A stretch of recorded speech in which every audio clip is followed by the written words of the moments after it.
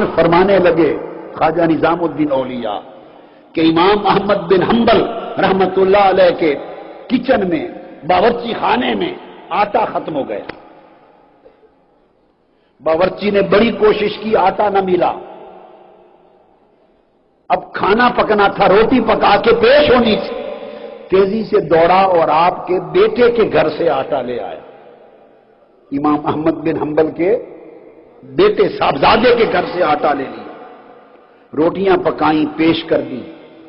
امام احمد بن حنبل کو خبر ہو گئی تھی کہ آٹا ختم ہو گیا. پوچھنے لگے کہ آٹا کہاں سے لائے ہو؟ عرض کیا حضور آپ کے صاحبزادے کے گھر سے لایا ہوں. آپ نے روٹیاں اٹھا دی. فرمایا انہیں کپڑے میں باندھ کر دریا دجلہ میں پھینک دو، مچھلیوں کو دے دو، ہم فاقے سے رات گزار لیں گے. وہ روٹیاں باندھ کر دریائے دجلہ میں پھینک آئے، مچھلیوں کو کھل گئی. اور فرمایا کھڑے رہنا. کافی دیر کے بعد جتنی مچھلیاں تھیں آتی، روٹیوں کو سونگ کے واپس چلی جاتی.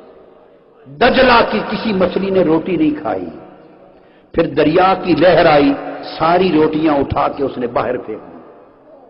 یہ خواجہ نظام الدین اولیاء بتا رہے ہیں. واپس آ گئے. امام احمد بن حنبل نے فرمایا کیا دیکھا دجلہ کے کنارے بتاؤ. انہوں نے ماجرا سنا دیا تو مسکرا پڑے. فرمایا جو روٹیاں مچھلیاں نہیں کھاتی وہ ہمیں کھلانا چاہتے تھے، ہمیں کھلانا چاہتے تھے. حضرت ماجرا کیا ہے؟ فرمایا یہ آٹا میرے بیٹے نے اس وقت کا خریدا ہوا ہے جب وہ بغداد میں جج تھا، قاضی تھا.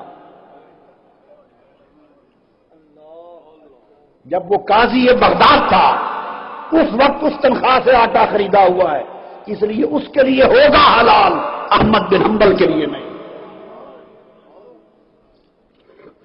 ارے جب زہد اور ورع کی کیفیت یہ ہوتی ہے تو حجابات اٹھتے ہیں، پھر قربتیں ہوتی ہیں، انوار و تجلیات کا محبت دل بنتا ہے، پھر معرفت نصیب ہوتی ہے.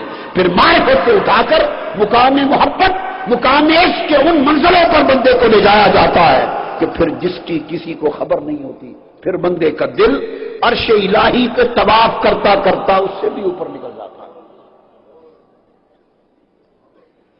حضرت با یزید بستانی رحمت اللہ علیہ، یہ کیفیت نصیب ہو جائے تو بندے کا پورا باطن بدل جاتا ہے. راستے سے گزر رہے ہیں، قریب سے کتا گزرا، آپ نے اپنا لباس سمیٹ لیا، دامن جب سمیٹ لیا کتے سے بچایا تو وہ دوڑ کے سامنے آ گئے. کہنے لگا اے حضرت با یزید بستانی آپ نے دامن مجھ سے کیوں بچا لیا؟ کتا پوچھتا ہے. اس لیے کہ میں گیلا تو نہیں تھا. کتا کہتا ہے اگر گیلا ہوتا تو آپ کے کپڑے پلید ہوتے تو تب بھی آپ جا کر دھو سکتے تھے، پلید ہو جاتے تو دھو لیتے. میں تو خشک تھا، اگر مسخ بھی ہو جاتا تو پلید نہیں ہونے تھے. تو آپ نے میری پلیدی سے کپڑوں کو بچایا اور اس تکبر کی پلیدی جو اندر ہے اس سے خود کو نہیں بچایا. کپڑے بچاتے ہو پلیدی سے نہیں، تکبر کی پلیدی سے من کو صاف کرو. سلطان با یزید بستانی تڑپ اٹھے. اب یہ ہے کہ کس طرح سبق ملتے ہیں.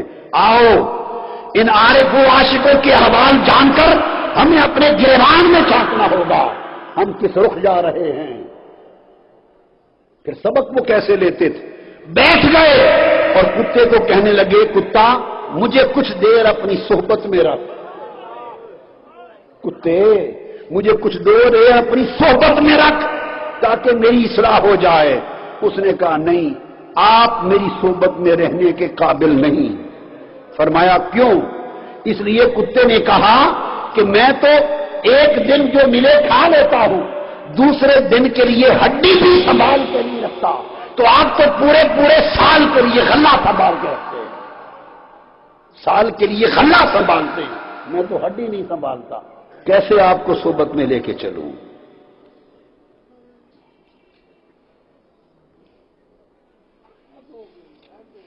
کیسے صحبت میں لے کے چلوں؟ حاضرین محترم، ان احوال پر حضور داتا گنج بخش علی حجویری قدس سر العزیز حضرت شیخ محمد بن فضل بلخی کا قول روایت کرتے ہیں اور فرماتے ہیں کہ حضرت شیخ محمد بن فضل بلخی نے فرمایا، بڑے اکابر اولیاء میں سے تھے، فرمایا مجھے حیرت ہے ان لوگوں پر جو دنیا کے جنگلوں کو، صحراؤں کو، بیابانوں کو عبور کر کے خدا کے گھر تک جا پہنچتے ہیں۔ دنیا کے جنگلوں، صحراؤں، بیابانوں کی مسافتیں اور وادیاں طے کر کے خدا کے گھر پر جا پہنچتے ہیں، مگر نفس کے صحرا اور بیاباں عبور کر کے خدا تک پہنچنے کا قبول نہیں کرتے۔ ہر بندہ حج پہ جاتا ہے، خدا کے گھر کے لیے جاتا ہے، وہ کہتے ہیں مسافتیں طے کرتے ہو خدا کے گھر کے لیے، کبھی نفس اور دل کی مسافتیں طے بھی کرو خدا کے لیے۔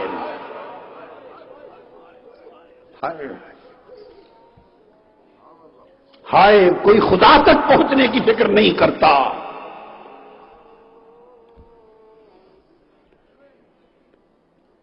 حضرت ابراہیم بن احمد خواص رحمت اللہ علیہ، حضور داتا گنج بخش نے بڑی تعریف کی ان کی اکابر اولیاء میں۔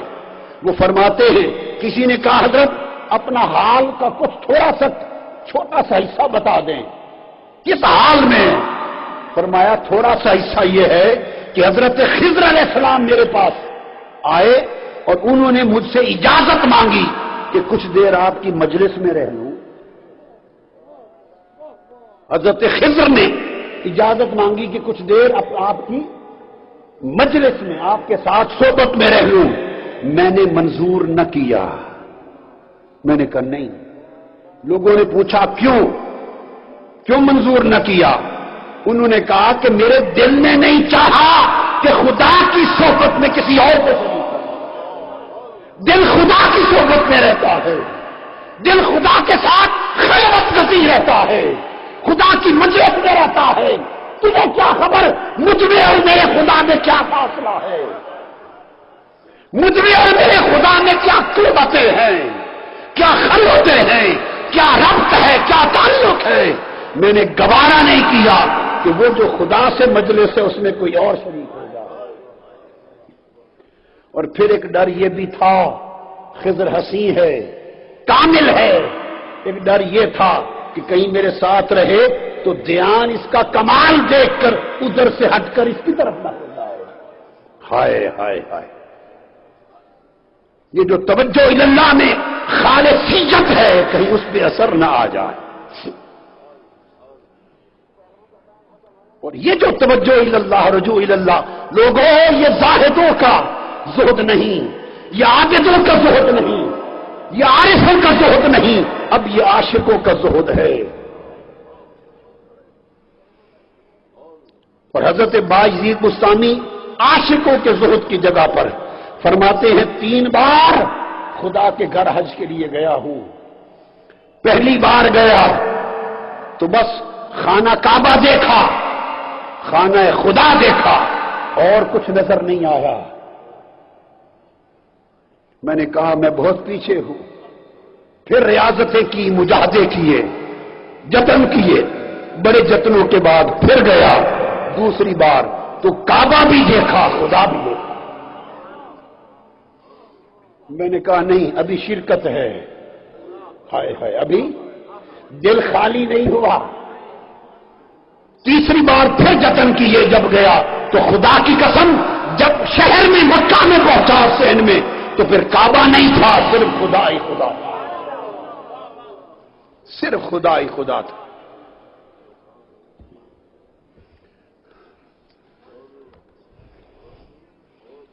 میں نے عرض کیا یہ کیفیتیں وہ ہیں کہ جب تک آپ پوچھیں کہ یہ زہد نصیب کیسے ہو، میں بتا چکا کہ جب تک عشق کی آگ نہ چلے دل میں۔